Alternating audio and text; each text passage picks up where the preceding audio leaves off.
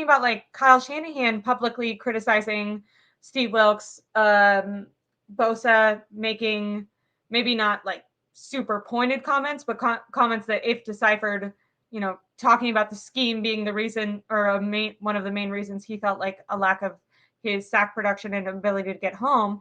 Richard Sherman on his podcast did not mince any words and said that he would not be surprised if Kyle Shanahan moved on from Steve Wilks this bye week.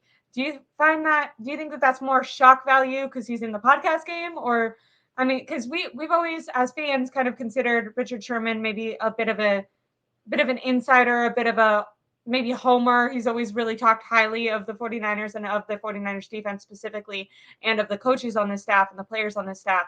So I found it, when he says something, I listen, because I feel like he either has insight because he has insider information, or just he is a good person to listen to when analyzing, because he's at least been a player and been in that position. So his thoughts might be representative of other players on the 49ers currently, because he can look at it from that headspace. Did you find that interesting that I don't know if you heard the comments, but they weren't sly. He was like, I would not be surprised if Steve Wilks, or if Kyle Shanahan let Steve Wilks go.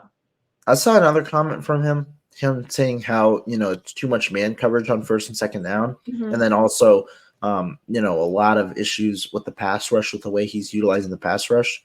Did not see those.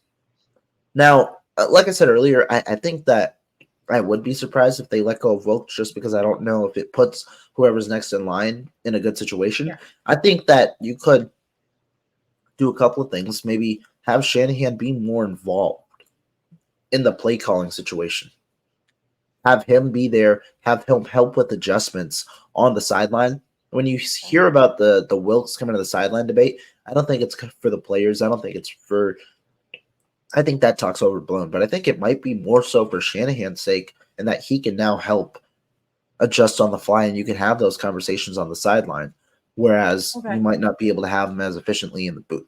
So maybe that could be the one thing. But like I said earlier, I see it as a surprise. Do I think that there's precedence maybe to move on from Wilks? Perhaps. It doesn't seem like they're gelling as well as you'd like them to. And I think that you can make an argument one way or another. But yeah, at the moment, I just don't know who's going to be there to replace him. Okay, I agree. I just found it interesting